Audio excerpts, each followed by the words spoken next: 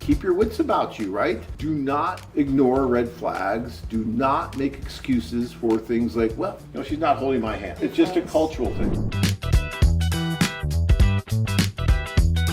Realistic expectations. We want to talk a little bit about that, or lack of it, yeah. So we want to talk a little bit about that, guys, because look, this is the rest of your life.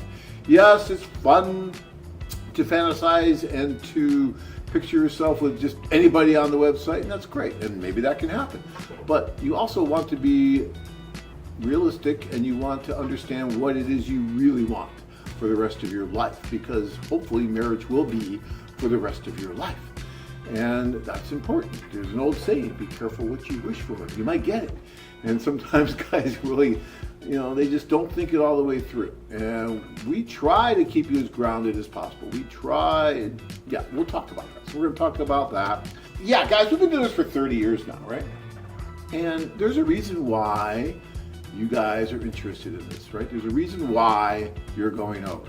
And that's wonderful. I think one of the main reasons is that this just gives you more opportunity than what you would have in your hometown, your home city, or here even in the US. It just gives you so much more opportunity and so much more assistance to try and meet that right woman, right? And maybe because you realize that there might be a really good fit with the culture where she is and the culture where you are, right?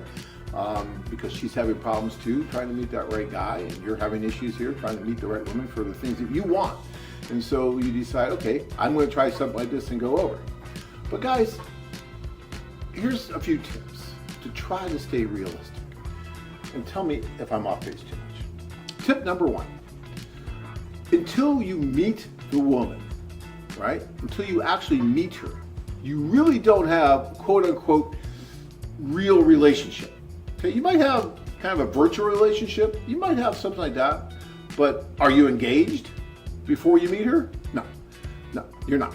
You should not really be purchasing an engagement ring and doing those kind of things until you actually meet. When guys call me up now and they say, John, I'm so happy I'm engaged. My first question to them now is, have you met her yet? Because if they tell me no. That sounds like a logical question and you should not be asking. You shouldn't have to ask that. And I used to not ask that until more and more guys are saying that without first meeting. And I understand, you get caught up in letters and all that, and oh, I love you, we love each other, we love everyone. Okay, that's great. But until you really meet, you really don't know what's really going on, because you just haven't had the opportunity for all the senses to be there, right? And you just don't know what's really going on until the two of you are alone talking. And I don't care if she speaks your language or doesn't speak your language. Use Google Translate, do something. You can use an interpreter at first, but you need to be alone at some point. And you need to be able to talk and really see what's going on with that body language. And keep your wits about you, right?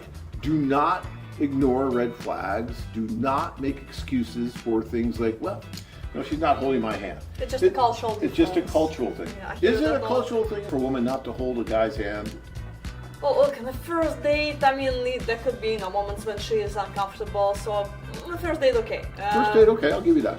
But if it's a second, third date, and there is no physical touch so she doesn't want to hold your hand just like this when you walk down the street, you probably should start being concerned a bit. Yeah. And I know guys that will just continue to pound their head against the wall and continue to blame it on every other external factor they can think of other than the fact that she's just not that into you, okay? And sometimes it's hard to take. I remember this tour that I was on, and I remember the guy. I remember his face like it was yesterday. This was probably 15 years ago. And the poor guy met this wonderful woman at the social. She was just being nice, and she was going out with him, every day almost during the day, which was fun. They had fun. They were dating. It was great. Okay, it was dating. There's nothing wrong with dating. But she wasn't that serious about him. He was already planning the marriage, planning the kids, the dog, the cat, all that. The white picket fence, had it all in his mind, right? And then I learned that, she would go out with him during the day, but at night, she was actually going out with someone she really liked from the tour. And she was dating him too. Okay, hey, no harm, no foul.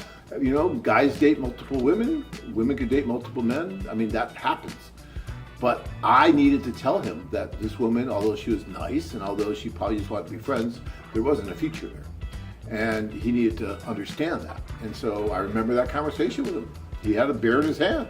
And as I told him this, that beer went from his hand to his mouth, and the whole thing got guzzled down. He's like, okay, I need to move on. And you know what? To his credit, he did. He did. And he moved on. And he got engaged to someone. He got married. He's still married, right? But he understood that this was not for him. This was not going to work. Are you ready to get started? Sign up and connect with these real women.